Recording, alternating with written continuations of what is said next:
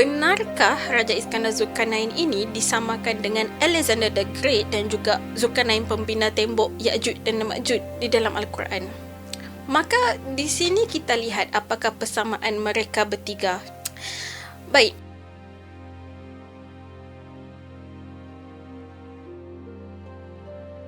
Alexander ini adalah seorang raja daripada negeri Rom, Makedonia, yang memerintah antara tahun 356 sehingga 323 sebelum Masihi. Baginda ini juga pernah menakluk Empayar Parsi, Mesir hingga ke India, serta pernah menyatukan negeri-negeri daripada Eropah hingga ke Asia. Maka dengan ini kenapa Alexander the Great ini sering disamakan dengan Raja Iskandar dan juga Zulkarnain pembina tembok itu? Salah satunya adalah kerana nama Alexander itu sendiri apabila kita terjemahkan ke dalam bahasa Arab ataupun Parsi, ianya akan menjadi Iskandar.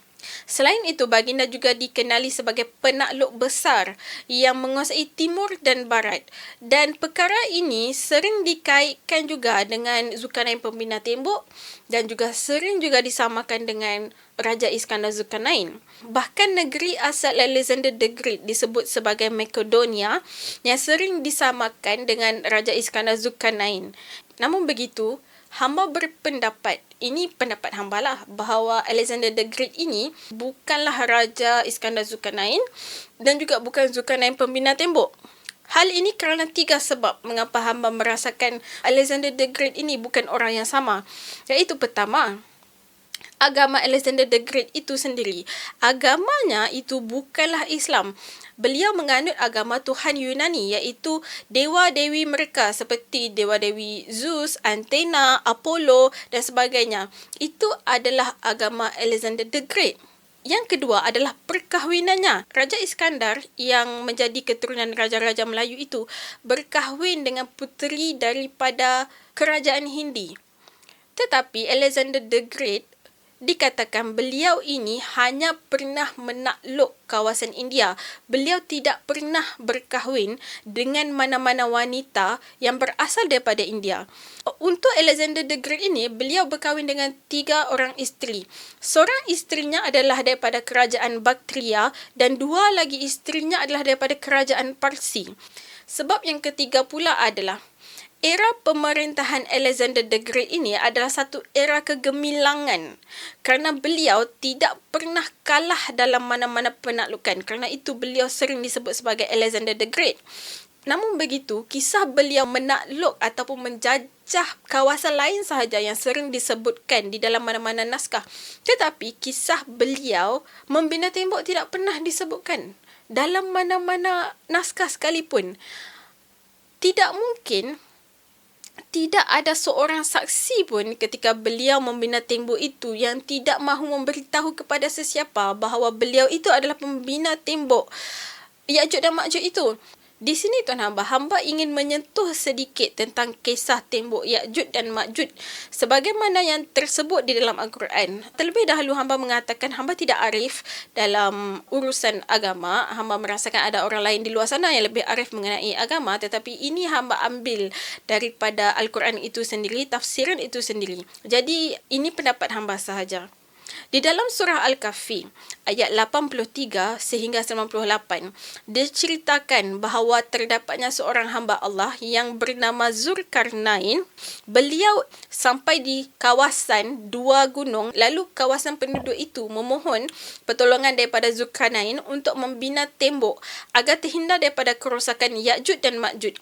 Maka Zulkarnain ini membina satu tembok yang amat besar lagi kukuh bagi menahan kejahatan kaum tersebut. Jadi di sini kita fikir sedikit tuan hamba semua. Apabila dikatakan kaum Ya'juj dan Ma'juj, adakah bilangannya sedikit? Bagi hamba sudah tentulah bilangannya banyak. Dan di dalam Al-Quran sendiri disebut bahawa jumlah biji besi yang perlu digunakan untuk membina tembok itu sangat banyak. Ianya perlu disediakan setinggi gunung tersebut. Maka di sini jumlah golongan kaum Ya'juj dan Ma'juj itu sememangnya banyak.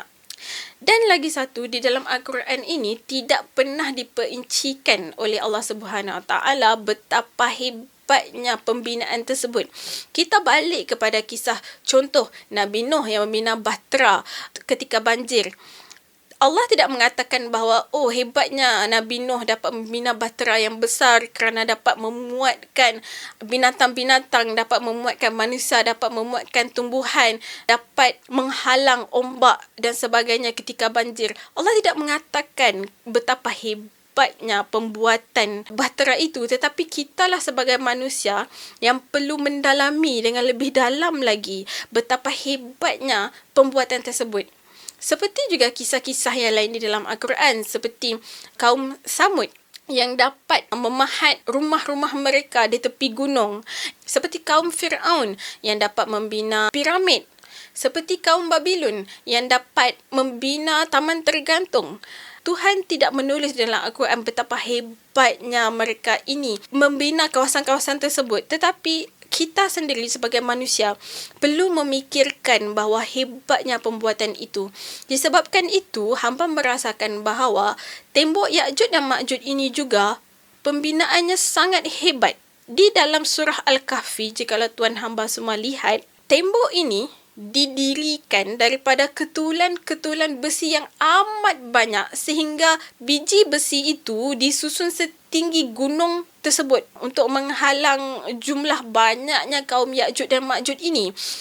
Kemudian mereka meniup menggunakan satu alat sehingga besi-besi itu terbakar merah menyala.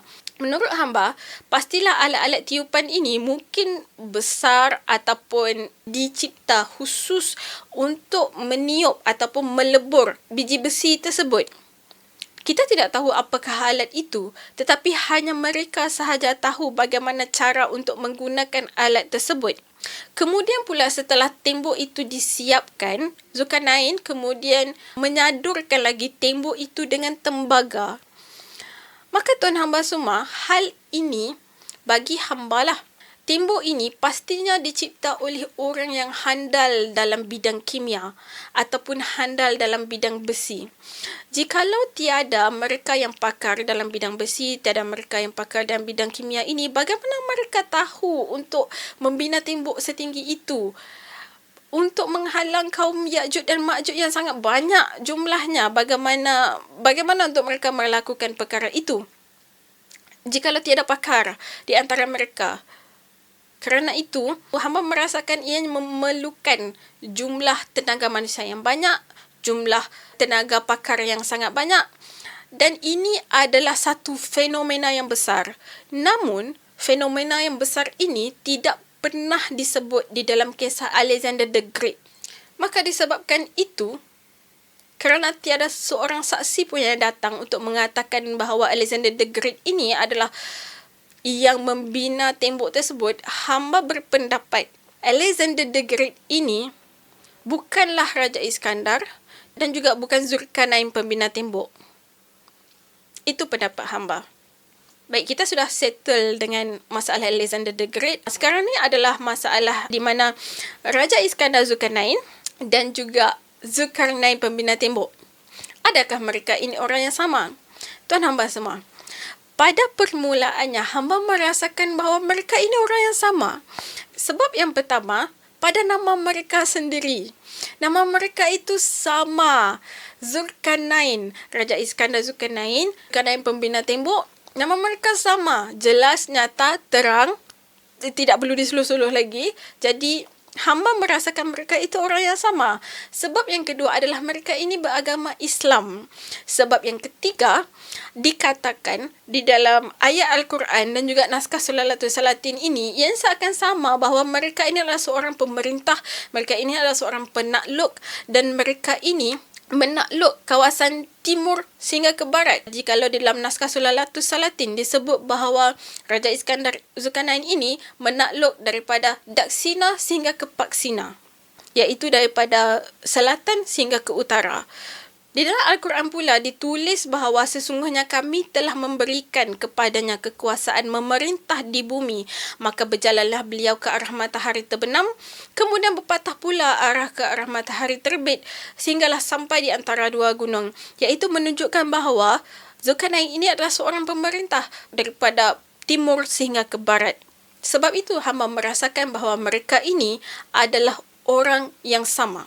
Dan sebab yang terakhir, wujudnya Nabi Khidir di dalam naskah Sulalatus Salatin.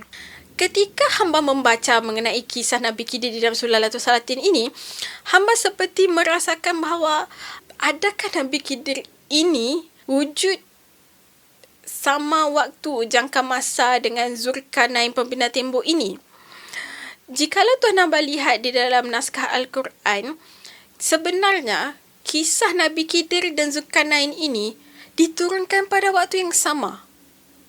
Diturunkan ketika terdapatnya pendeta-pendeta kaum Quraisy yang bertanyakan kepada Nabi tentang seorang manusia menjadi penakluk di bumi dan juga kisah mengenai ilmu. Kerana itu Allah turunkan kisah Nabi Khidir ini dan juga Zulkarnain ini pada waktu yang sama di dalam surah yang sama, surah Al-Kahfi. Kerana itu hamba merasakan, oh ya, mereka ini orang yang sama.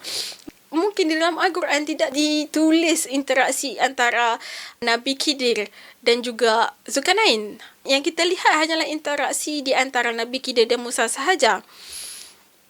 Di dalam naskah Sulalatus Salatin pula ditulis, kita dapat lihat bahawa wujudnya interaksi di antara Nabi Khidir dan juga Raja Iskandar Zulkarnain. Bahkan Nabi Khidir ini seperti menjadi orang pengantara di antara dua kerajaan, di antara kerajaan Hindi dan juga kerajaan Rom ketika itu. Disebabkan itu, tuan hamba semua, hamba merasakan Raja Iskandar Zulkarnain ini adalah orang yang sama dengan Zulkarnain pembina tembok ini. Namun begitu, selepas hamba berfikir lagi, tidak. Hamba tak boleh menerima kenyataan tersebut. Hamba perlu menolak kenyataan bahawa Raja Iskandar Zulkarnain ini bukanlah orang yang sama dengan Zulkarnain pembina tembok.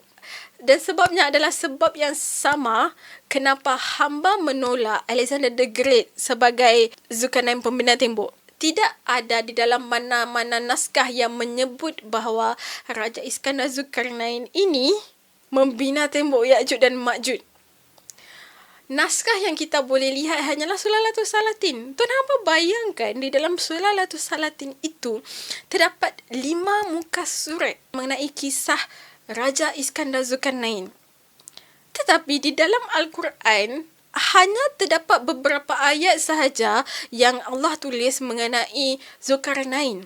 Bagi hamba, sepertinya tidak mungkin Tun Sri Lanang tidak mahu menulis kehebatan Raja Iskandar Zulkarnain ini jikalau beliau adalah seorang pembina tembok. Boleh sahaja jikalau Tun Sri Lanang ini mahu meletakkan di dalam satu ayat sahaja beliaulah yang membina tembok Ya'juj dan Ma'juj itu. Boleh sahaja. Tapi Tun Sri Lanang tidak tulis perkara itu kerana beliau tak nak claim. Sebab dia tak nak claim. Kerana hamba merasakan Tun Sri Lanang sendiri tahu bahawa Raja Iskandar Zulkarnain ini bukanlah Zulkarnain pembina tembok tersebut.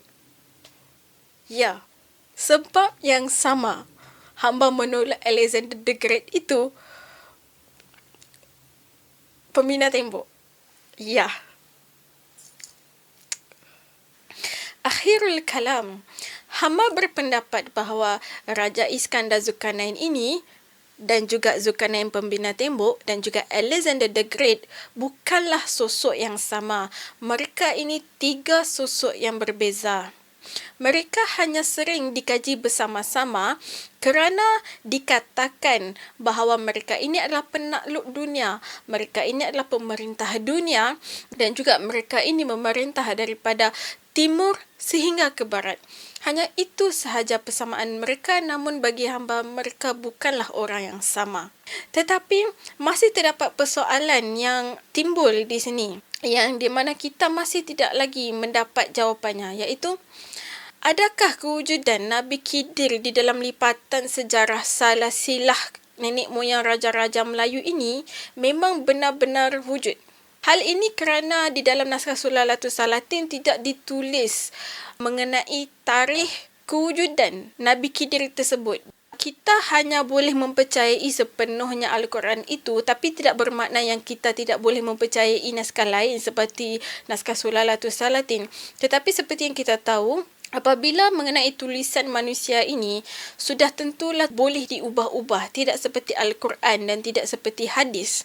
Jikalau nama Nabi Khidir itu disebut di dalam naskah Sulalatul Salatin, bagi hamba, kita masih boleh lagi mempersoalkan kerana ianya bukan datang daripada Al-Quran. Dan kerana itu, soalan pertama hamba tadi, adakah kita boleh mempercayai kewujudan Nabi Khidir di dalam sejarah salasilah keturunan Raja-Raja Melayu ini?